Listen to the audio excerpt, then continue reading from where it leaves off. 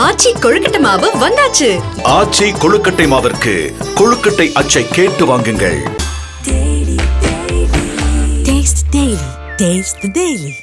கேரளாவில் ஸ்ட்ராங் பண்ண ஆரம்பிச்சிருக்காங்க அப்படிங்கிறது மட்டும் தெரியுது.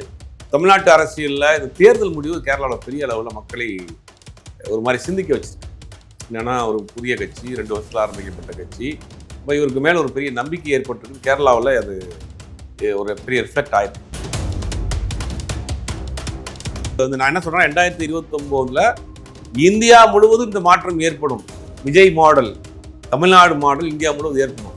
அப்போ முதலில் அவங்க தென் மாநிலத்தை டார்கெட் பண்ணுறாங்க. ஆல்ரெடி எங்கெங்கெல்லாம் நமக்கு ஓரளவுக்கு ஸ்ட்ராங்காக இருக்குது, அதெல்லாம் இன்னும் கொஞ்சம் ஸ்ட்ராங் பண்ணணும், ஒரு அஃபீஷியலாக ஒரு கட்டமைப்பு உருவாக்கணும்னு பண்ணுறாங்க. காங்கிரஸ் அதை விரும்புது. அவ்வளோ உண்மையை சொல்ல போனால் வரக்கூடிய நாடாளுமன்ற தேர்தலில் கேரளாவிலே அவருடைய ஆதரவோடு நிற்கணும்னு விரும்புறாங்க. ஆமா, கூட்டணியில் அங்கே நிற்கணும்னு விரும்புறாங்க. ஆனா இவர் தனியாக இவர் தலைமையில் ஒரு அணி அமையணுன்ற மாதிரி தான். அதுதான் தாவேக்கா ஒரு என்ன சொல்றது, ஒரு பிரில்லியண்டான ஒரு அரசியல். விஜய் அப்படின்றது தமிழ்நாட்டில் பிரபலம், கேரளாவிலும் ஒரு சொல்லக்கூடிய வகையில் இருக்காரு. ஆனா அங்க இவர் போய் ஒரு முகத்தை காட்டி எங்கேயாச்சும் நிற்கிறாங்க அப்படின்னா அங்க இருக்கக்கூடிய கட்சிகளும் சரி, அங்க சூப்பர் ஸ்டாரா இருப்பாங்க. மோகன்லால் இருப்பாரு, மம்முட்டி இருக்காங்க, இவங்கெல்லாம் இருக்காங்கல்ல. இவங்களை தாண்டி அவங்களுடைய ரசிகப்பட்டாலும் அப்படின்றது விஜய் அவர்களை கேரளாவில் நடிகரை தாண்டி பார்க்க ஆரம்பிச்சிட்டாங்க. அவர் எப்போ இங்கே ஜெயிச்சிட்டாரோ, தனிச்சு 35% வாங்கி ஜெயிச்சிட்டாரோ, அப்பயே அவரை வேற மாதிரி பார்க்க ஆரம்பிச்சிட்டாங்க. 50 வருஷமா காங்கிரஸ் கம்யூனிஸ்ட் தான் மாறி மாறி அங்கே ஆட்சி வருது. அங்கேயும் ஒரு மாற்றம் வேணும்னு நினைக்கிறாங்க. ஒரு மெயின் ஃபோர்ஸாக மாறுறாரு. ஒரு மெயின் ஃபோர்ஸாக மாற இவருடைய அரசியலையோ, இவருடைய வருகையோ, இவருக்கு பின்னாடி கூடக்கூடிய இளைஞர்களுக்கும் நமக்கு எந்த விதமான சந்தேகம் இல்லை. மக்கள் சேர்ந்து அவரை அரியணையில் உட்கார வச்சுட்டாங்க.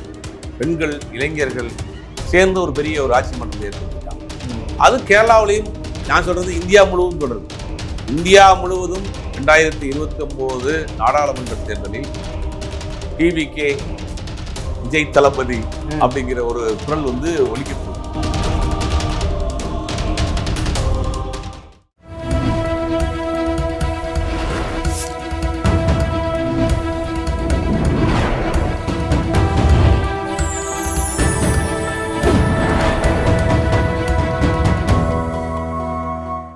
சேனல் 5 தமிழ் நேயர்களுக்கு வணக்கம். இந்த நேர்காணலில் நம்மோடு இணைந்திருப்பவர் பத்திரிகையாளர் சுபேர் அவர்கள். வாருங்கள், அவரோடு பேசுவோம். சார் வணக்கம். வணக்கம் சார். தமிழக வெற்றி கழகம் இப்போது கேரளாவிற்கும் போகிறது, அங்கேயும் கட்சி ஆரம்பிக்க போறாங்க அப்படின்னு தகவல் வந்துகிட்டு இருக்கு. குறிப்பாக நடிகர் தேவன் அவர்களை வச்சுதான் அந்த கட்சியை முன்னெடுக்க போறாங்க அப்படின்ற தகவல் கூட வருது. எந்த அளவுக்கு இது உண்மை? இல்லை, கேரளாவில் அவருக்கு ஒரு பெரிய கூட்டம் இருக்கு, பெரிய ரசிகர்கள் பட்டாளமே இருக்கிறாங்க. அங்க இன்னும் பேரிடப்படாத அமைப்பாக நிறைய பேர் செயல்பட்டு இருக்காங்க. ஆமா, அதாவது ஒரு குழுவாக அங்கே இருக்கிறாங்க. அவங்க ஒரு மன்றத்தில் எல்லாமே கூட அவங்க இருக்காங்க. அந்த மாதிரி நாட்கள் எனக்கு நல்லா தெரியும். அவர் பேர சொல்லி நிறைய சர்வீஸ் பண்ணிட்டு இருக்கிறாங்க, அந்த படங்கள் வர பண்ணுறாங்க. அவங்க ஒரு மன்றத்தில் இல்லாட்டியும் கூட பண்ணுறாங்க. அந்த மாதிரி ஆல்ரெடி ஒரு மன்றத்தில் ஆட்கள்லாம் இருக்கிறாங்க, அது பதிவு செய்யப்பட்ட ஆட்களாக இருக்காங்க. அந்த கேரளா தாவேக்கா தலைவருக்கான போட்டிங்கிறது கடுமையான போட்டியாக இருக்குது. அங்கே இருக்கக்கூடிய ஆட்கள், ஏற்கனவே மன்றத்தில் இருந்த ஆட்கள், ரொம்ப நாளாக தொடரக்கூடிய ஆட்களும் கேட்குறாங்க. இவர் புதுசாக வந்திருக்கிறவரும் ட்ரை பண்ணுறாரு போல அப்படிங்கிறது ஒரு பெரிய இருக்குது. கேரளாவில் ஸ்ட்ராங் பண்ண ஆரம்பிச்சிருக்கிறாங்க அப்படிங்கிறது மட்டும் தெரியுது. தமிழ்நாட்டு அரசியலில் இந்த தேர்தல் முடிவு கேரளாவில் பெரிய அளவில் மக்களை ஒரு மாதிரி சிந்திக்க வச்சிருக்கு. என்னென்னா ஒரு புதிய கட்சி, 2 வருஷத்தில் ஆரம்பிக்கப்பட்ட கட்சி, காசு கொடுக்காம, பணம் கொடுக்காம, சாதி மதம் பார்க்காம மக்கள் வாக்களிச்சிருக்கிறாங்க. அப்போ இவருக்கு மேலே ஒரு பெரிய நம்பிக்கை ஏற்பட்டிருக்கு. கேரளாவில் அது ஒரு பெரிய ரிஃப்ளெக்ட் ஆயிருக்கு. அப்போ கேரளாவில் அமைப்பு ஆல்ரெடி இருக்குது. அந்த அமைப்பு அதிகாரப்பூர்வ அமைப்பாக, கட்சியாக, மன்றமாக இருக்குது, அமைப்பாக மாற்றுறதுக்கு பலரும் பெரிய போட்டியாக அங்கே நடந்துகிட்டு இருக்கு. தமிழ்நாட்டு அரசியலோட கேரளாவில் அந்த அரசியலுக்கான போட்டிங்கிறது பெரிய போட்டியாக இருக்குது. அதை தெரிஞ்சுதான் இப்போ அவர் அங்கே சேர்ந்துருக்காரு. அவரது தேவன் நமக்கு தெரியும், தமிழில் படம் பண்ணியிருக்கிறாரு, மலையாளம் படம் பண்ணியிருக்காரு, ஒரு கேரளாவை புரியுமாக கொண்டவர், கட்சியில் சேர்ந்துருக்கிறாரு. இப்போ அவர் அங்கே சேர்ந்த பிறகு அவர் தலைமையாக போடுறாங்கன்னு மாதிரி பேசப்படுது. அவரை விட சீனியராக அங்கே இருக்க ஆட்கள்லாம் இருக்கிறாங்க. கட்சியில் ஒரு முக்கிய நிர்வாகியாக அவர் இருப்பார். Okay sir. இப்படி கேரளாவை நோக்கி போகும்போது அங்கே வெற்றி அப்படின்றது எந்த அளவுக்கு சாத்தியம்? ஏன்னா இப்போ நீங்கள் சொன்ன மக்கள் புரிதல், இங்கே இப்படி ஒரு மாற்றத்தை கொடுத்துருக்காங்க மக்கள் அப்படின்னா ஒரு நம்பிக்கையில தான் கொடுத்துருக்காங்க. அப்படி அதே போல தாக்கம் இங்கே ஏற்பட வாய்ப்பு இருக்கு? கண்டிப்பாக ஏற்படும். அதாவது வரக்கூடிய 2029 நாடாளுமன்ற தேர்தலில் 40 கோடி பேர், அதாவது இளைஞர்கள் வாக்களிக்க போகிறாங்க இந்த முறை. அதாவது 18லேருந்து 40 வயசுக்குள்ள இருக்கக்கூடிய இளைஞர்கள் 40 கோடிக்கு மேல், அது கொஞ்சம் 60 கோடி வரைக்கும் போகுன்றாங்க. ஒன்றும் புள்ளி ஒரு சரியான ஸ்ட்ராட்டஜிக்கல் இதை தெரியல. 40 கோடிக்கு மேலே போகும். அப்போ ஒட்டுமொத்தமாக ஒரு 40 to 50% இளைஞர்கள் இந்தியா முழுவதும் வாக்களிக்க போகிறாங்க. இப்போ இந்த முறை பிரைம் மினிஸ்டர் கேண்டிடேட்டாக மோடி கிடையாது. அப்போ வேற ஒரு கேண்டிடேட்டை தான் போடணும். இன்னும் தேர்தலுக்கு 3 வருஷம் தான் இருக்குது. அவங்க யாரை இது வரைக்கும் அவங்க யாரையும் ப்ரொமோட் பண்ண ஆரம்பிக்கவும் இல்லை. ஏன்னா இவர் எப்படி கொண்டு வந்தாங்கன்னா 2014க்கு முன்னாடி ஒரு குஜராத் மாடல்னு ஒன்று கிரியேட் பண்ணுறாங்க. ஆமாம். அப்போ தான் சோஷியல் மீடியா வந்த காலம். ஃபோட்டோஷாப்பில் என்ன பண்ணுவாங்கன்னா சிங்கப்பூரில் இருக்க பஸ் ஸ்டாண்டு அது இதில் ஹாங்காங்கில் இருக்கக்கூடிய ஒரு ஏர்போர்ட்லாம் எடுத்து போட்டு இந்த மாதிரி குஜராத் மாறிடுச்சு, இது இந்தியா முழுக்க கொண்டு வரணும், குஜராத் மாடல். இந்த பார்த்தீங்களா மாடல், இவர் வந்து பிரைம் மினிஸ்டர் ஆனார்னா இந்தியா முழுவதும் மாறிடுங்கிற ஒரு ஒரு கிரியேட் பண்ணாங்க. ஒரு நரேஷன் செட் பண்ணி இவரை கொண்டு வந்தாங்க. சக்ஸஸ் ஆயிடுச்சு, ஒர்க் அவுட் ஆயிடுச்சு. 3 டேமாக இருக்கிறாங்க. ஆமாம். அவருக்கும் ஏஜ் ஆக்சுவலாக 78 வயசுக்கு மேலே அங்கே இருக்கக்கூடாதுங்கிற சட்ட விதிகள்லாம் இருக்குது. அதை தாண்டியும் இருக்கிறாங்க. அது கூட இந்த தேர்தலோட ஒரு கேண்டிடேட்டாக போட்டிட மாட்டார், அது கட்சியும் அனுமதிக்காது. அப்போ வேற யாராவது ஒருத்தரை ஒரு பிரைம் மினிஸ்டர் கேண்டிடேட்டாக கொண்டு வர்றப்ப அது இவர் அளவுக்கு ஒரு பாப்புலாரிட்டியாக இருக்குமா, இவர் இடத்தையும் அதை ஒரு ஃபில் பண்ண முடியுமாங்கிறது ஒரு பெரிய சந்தேகம். அப்புறம் கடந்த 15 ஆண்டுகளாக இருக்கக்கூடிய ஆட்சியின் மீது ஆண்டி இன்கம்பன்சி, இது எதிர்ப்பு, இதெல்லாம் வச்சு அவங்க வந்து கேரளா ஆல் இண்டியா லெவலில் பாஜக கொஞ்சம் வீக்காக இருக்குது. அப்புறம் இளைஞர்கள், வட இந்திய இளைஞர்கள் இந்த முறை வந்து அரசியலை வேற மாதிரி பார்க்குறாங்க.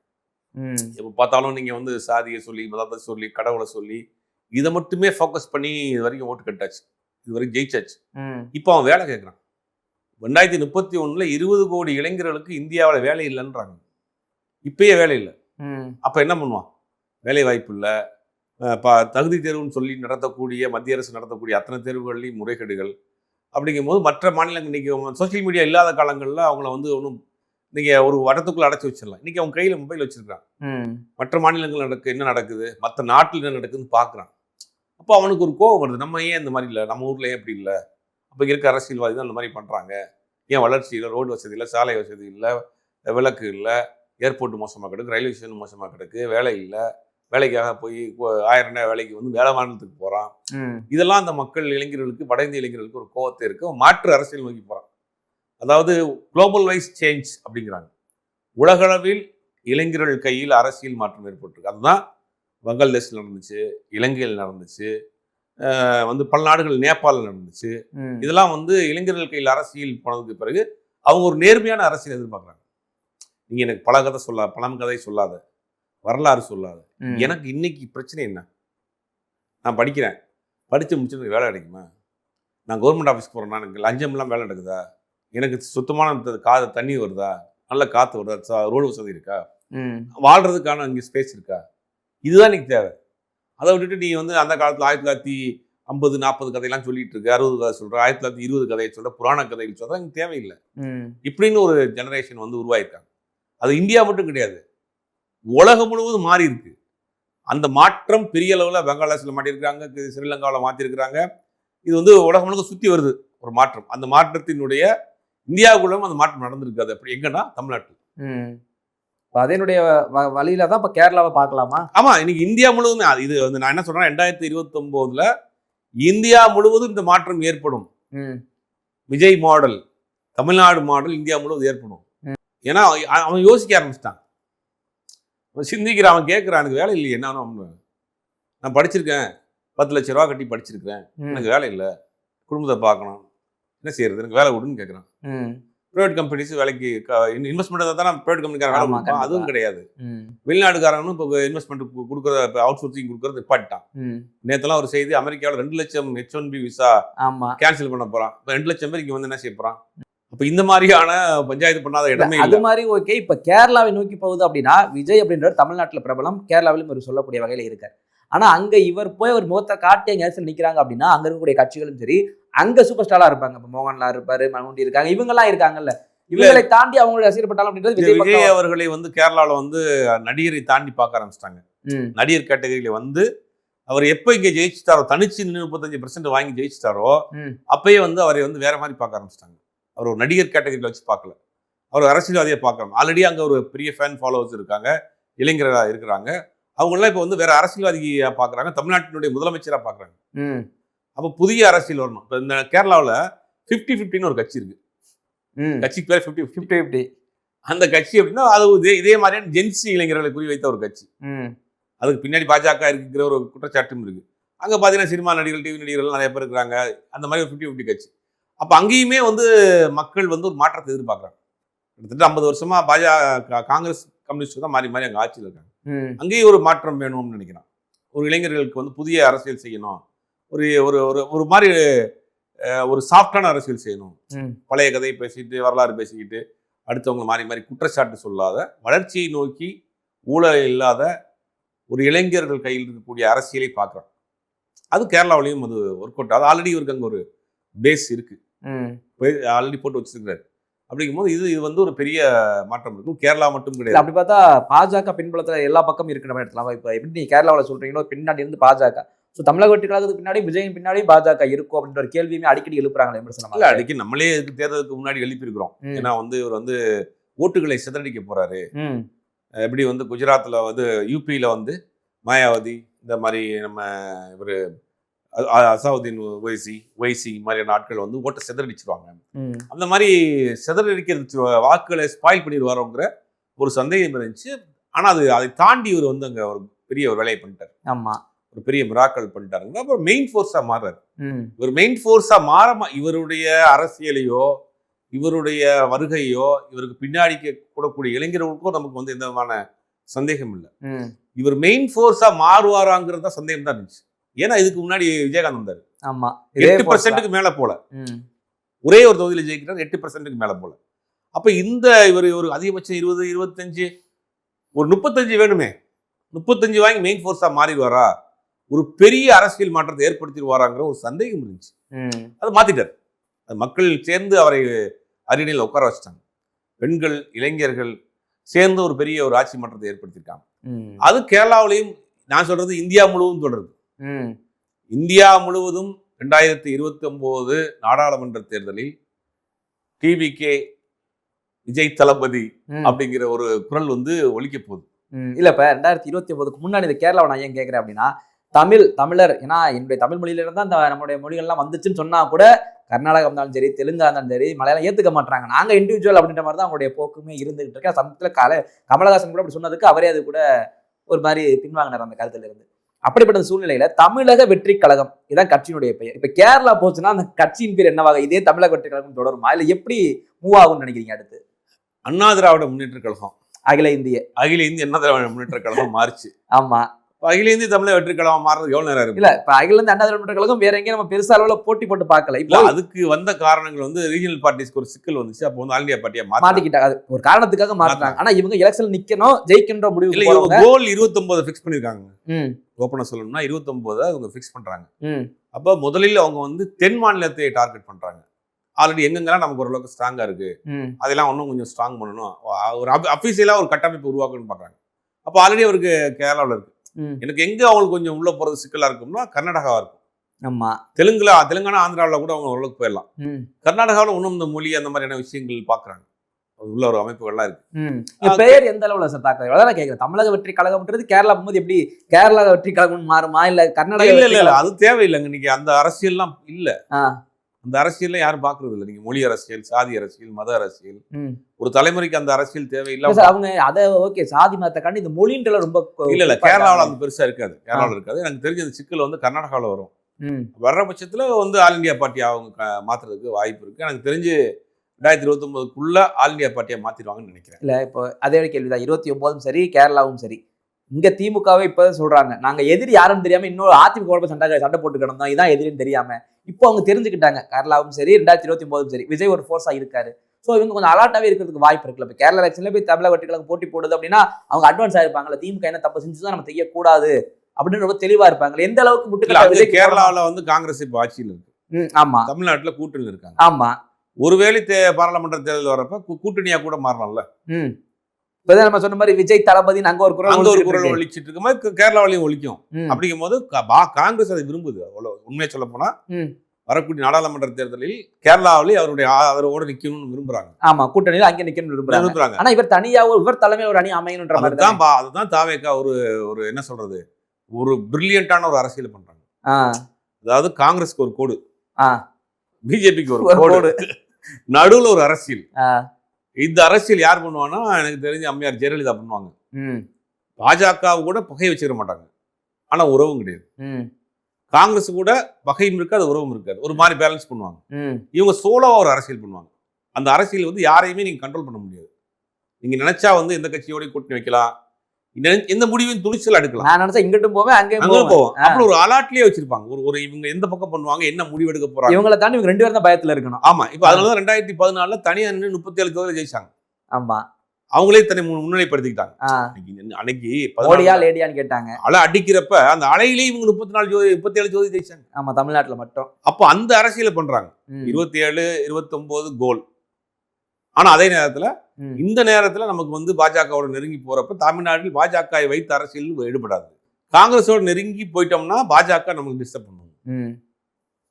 அப்ப ரெண்டு பேரையுமே பேலன்ஸ் பண்றாங்க. அப்ப இப்ப நம்ம இன்னைக்கு என்னதான் நம்ம வந்து இன்னைக்கு பேசினாலும் நம்முடைய உரிமைகள் பூரா போயிடுச்சு.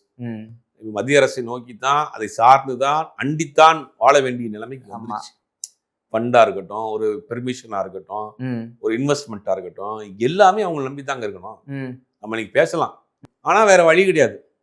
இதான் யதார்த்தம். இல்ல, இப்ப 2029 என்ன கேள்வி அப்படின்னா, இப்ப 2026 தமிழ்நாட்டுல எப்படி ஒரு பக்கம் திமுக கூட்டணி, ஒரு பக்கம் அதிமுக, ஒரு பக்கம் இவங்க நாம் தமிழர் கட்சி, ஒரு பக்கம் விஜய், 4 பேரை வாங்கி இன்னும் புரியவே மாட்டேங்குதுன்னு குழப்பத்துல இருந்து. இப்ப அதே மாதிரி 2029க்கு பாஜக ஒரு பக்கம், இன்னொரு பக்கம் காங்கிரஸ், இன்னொரு பக்கம் சிஜேபின்னு சொல்லிட்டு புதுசா ஒரு டீம் கிளம்பி இருக்கு. இப்ப விஜய் தளபதி அப்படின்னு இங்க இருந்து ஒரு டீம் கிளம்புது அப்படின்னா, இப்போ அங்க ஒரு கொலாப்ஸ். எப்படி 2026 தமிழ்நாட்டோட சூழ்நிலை கணிக்கவே முடியலையோ, அதே மாதிரி 2029 கணிக்க முடியாம ஏறக்குறைய அது மாதிரி தமிழ்நாடு எலெக்ஷனுடைய இந்தியா எலெக்ஷன் சாம்பிள் தான் தமிழ்நாடு எலெக்ஷன் ரிசல்ட். அதான் நடக்க போகுது. அதான் கணிக்க முடியாத அளவுக்கு தான், கணிக்க முடியாத அளவுக்கு தான் நடக்க போகுது. அப்ப அதுதான் பாஜக என்ன செய்யறாங்கன்னா, ஒரே நாடு ஒரே தேர்தல் கொண்டு வந்துருவோம், மக்களை பூரா வந்து அப்படி இது பக்கம் சுத்தி விட்டுருவோம். நேற்று கூட ஜேபிசி மீட்டிங் நடந்திருக்கு, ஜாயின்ட் பார்லிமெண்ட் கமிட்டி மீட்டிங் நடந்திருக்கு. அந்த மீட்டிங்ல அவங்க அந்த சௌத்ரிங்கிற அந்த எம்பி சொல்றாரு, அதனுடைய சேர்மனா இருக்கிறது, எல்லாம் ஒத்துக்கிட்டாங்க, எலெக்ஷன் கமிஷன் ஒத்துக்கிடுச்சு, ஜேபிசியில் இருக்கக்கூடிய எம்பிஸ் ஒத்துக்கிட்டாங்க, அதனால ஒரே நாள் ஒரே தேர்தல் 2029 வந்துரும் அப்படிங்கிறார். ஆனா நடைமுறைப்படுத்துறதுக்கு நிறைய சிக்கல் இருக்கு. ஏன்னா அடுத்த வருஷம் 2027 யூபி எலெக்ஷன் இருக்கு, இந்தியாவில் பெரிய மாநிலம். ஆமா, அப்ப நீங்க பண்ணிட்டு எப்படி பண்ணுவீங்க? ஒரு வருஷத்துக்கு இன்னொரு தேர்தல் வைப்பீங்களா?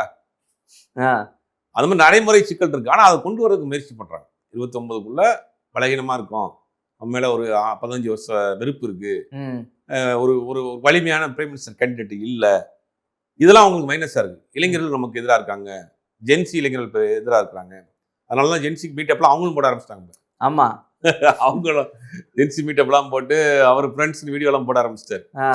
இப்ப அந்த அரசியல் நோக்கி போறாங்க. இப்ப அரசியல் அவங்க கைக்கு போயிடுச்சுங்க. இளைஞர்கள் பெண்கள் கையில இந்திய அரசியல் போயிடுச்சு, உலக அரசியலே போயிடுச்சு, தமிழ்நாட்டுல முழுசா போயிடுச்சு, இந்தியாவில போயிடுச்சு. அப்ப இதை டார்கெட் பண்றாங்க. சிஜேபி அதான் டார்கெட் பண்ணுது. இளைஞர்கள் யாரு பக்கம் கை நீட்டுறாங்களோ அவங்கதான் வெற்றி. அவங்களதான் தூக்கி அரியணையில் உட்கார வைக்க போறாங்க. அவனுக்கு காசு தேவையில்லை, பழைய வரலாறு தேவையில்லை.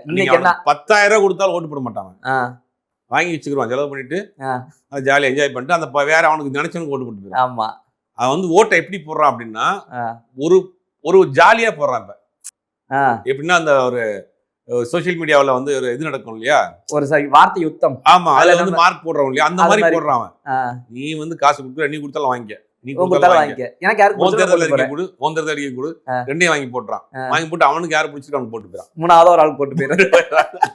அதனாலதான் வந்து திமுக இந்த முறை இங்க தோத்துது.